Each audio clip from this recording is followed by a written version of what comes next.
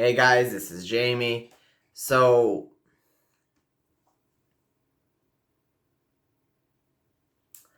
Today I'm going to be talking about Doomer culture, and specifically, I feel like this Christmas in general, and this is a trend I've been noticing a lot, and I'm sure everyone has been noticing, and specifically, people do try to see it as a positive thing, as a thing we can't control, is something which is relatable content. And I really wanted to say that specifically. Uh, I am a depressed bipolar person and I have anxiety, and I always find it very difficult to see those posts up to the point that I sometimes, if I see them on Twitter, I might just click on follow. I might just be very frustrated from seeing them and unfollow. And usually when that happens is because people do want help, but at the same time they are not willing to accept help. So maybe it's because I was burned from the fact that I was really trying to help an individual, well, a trans guy, with his own sort of like doomer take on life. And I felt highly uncomfortable by the end of it. It was a toxic friendship, and at the end of the day, we both parted ways, and it was very ugly. So what I wanted to touch about specifically on Zoomer culture, I do not myself hang out on TikTok. I feel like TikTok is.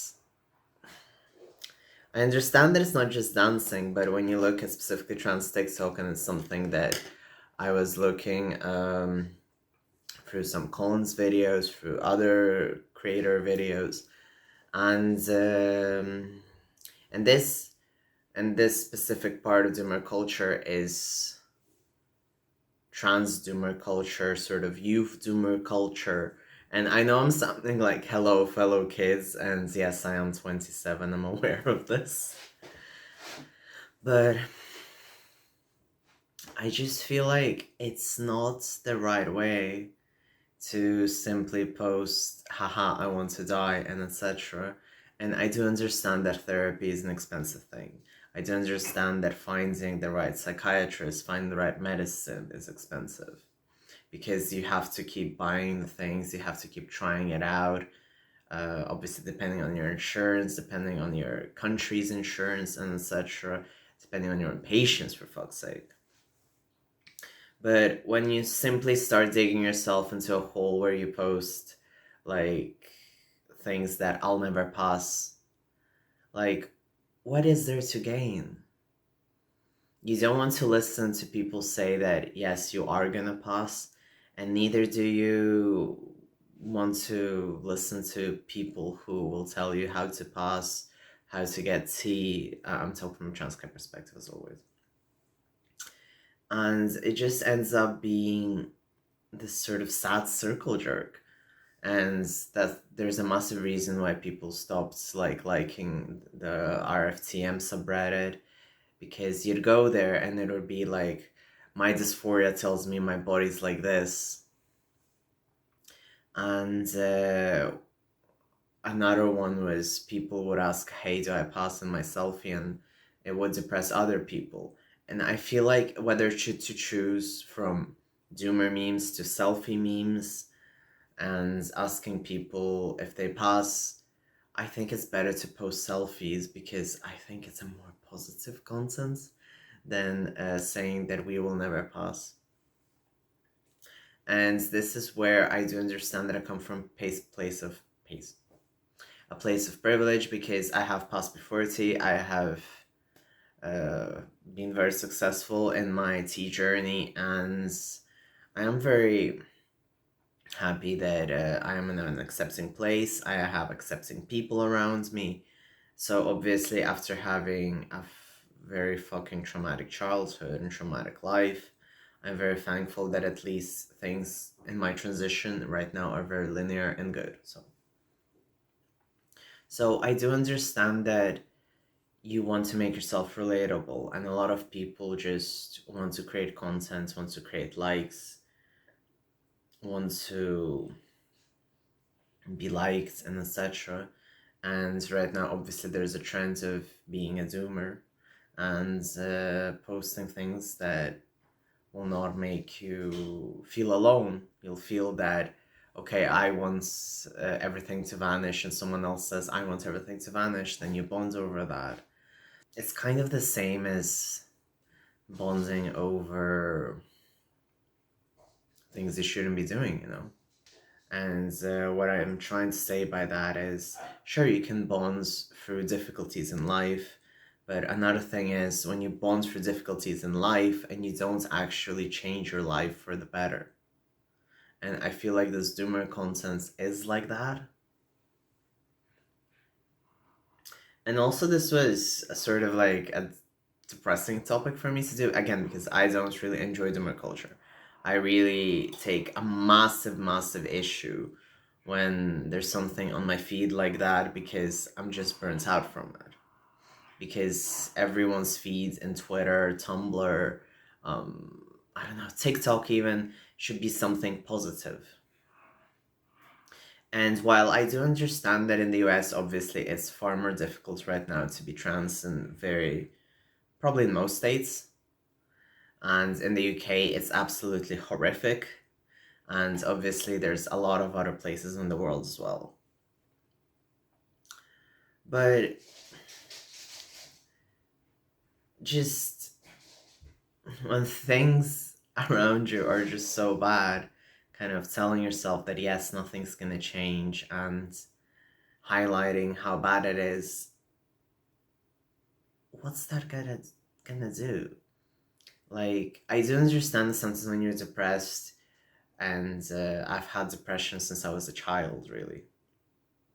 You kind of want to sit down, you want to listen to depressive music, you want to consume depressive media, and etc. And it sort of melts you down. It's sort of in the same wavelength as you are, and it does help. It actually does help. But when it comes to such things as doomer memes and etc., then maybe, of course, sort of same wavelength, but at the same time, I feel like it's a circle which needs to be broken. And I'm not saying that all content should be positive. I mean, I'd be contradicting myself because I still write whenever I can and I write really depressive fiction. But I feel like there are certain things which are okay to be depressive, certain things which are not. And I have, and I do contradict myself. I am very aware of that. I can say one thing and then say another point. Please understand that this is the way my brain goes. I don't claim to know everything. I don't claim to do the video in the right way. I don't claim to do the video with the right opinion. What I'm trying to do is just raise awareness about certain subjects. I'm just here to sit down and talk about certain things. That's about it. And I do feel like the trans community would benefit from some optimism. And in general, I feel like the trans community has been way too drowning in negativity. There's a lot of pressure that you should be passing like by 1 month on T and stuff like that. Or there's a lot of surgeries which people do. There's a lot of like there's the leg lengthening surgery, which I keep hearing about every once in a while. And it's like, there are short men. There are short men. It's okay. We all have height dysphoria. We all struggle with different dysphorias. And some have more dysphoria, some have less, but that's okay.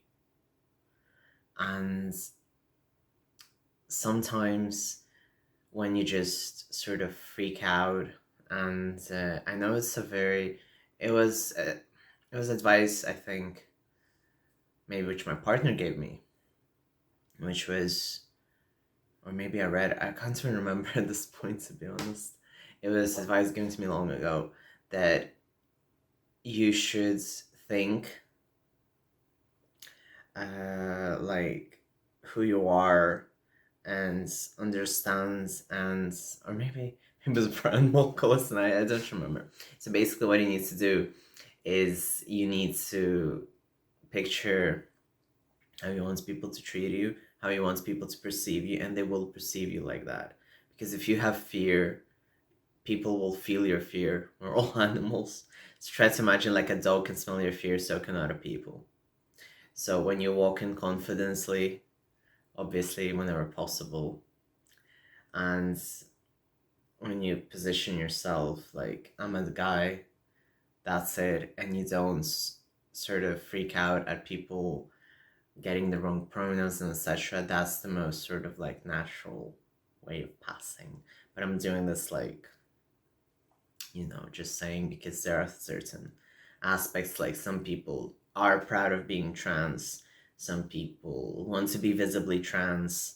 I'm none of those things. I'm not proud of being trans, up to the point that I was actually just sitting here and I started thinking that I do enjoy doing trans content, but I do wish I did a bit more different content. And then I get nervous, like, okay, but how to advertise it, how to do this, how to do that. And then I just become really nervous because I'm a very anxious person as well. So there's a lot of sort of things that go on behind the scenes. And I also wanted to wish everyone a Merry Christmas, Happy New Year. I saw that everyone's been having a very rough Christmas, which is the opposite. I actually had a very pleasant Christmas with my partner, and our dog, so it's really nice. And I just wish I could send everyone the good vibes. And just because I was happy one day doesn't mean I'm not depressed the other. And you need to understand that everyone has their bad days, everyone has their good days. Just because you don't cry on camera, or obviously sometimes I just turn on the camera and then everything just, I start talking about abuse, I start talking about topics which are very heavy for me. But at the end of the day, I just want to sit here, talk, and make someone think, make someone ask me stuff, and etc. So yeah, thank you very much for listening. If you like this video, please give it a like. Please read any comments I get back to the comments, unless they're absolutely ignorant. And then I know that you're pretty much just, voting their own people into parties. So yeah. And also subscribe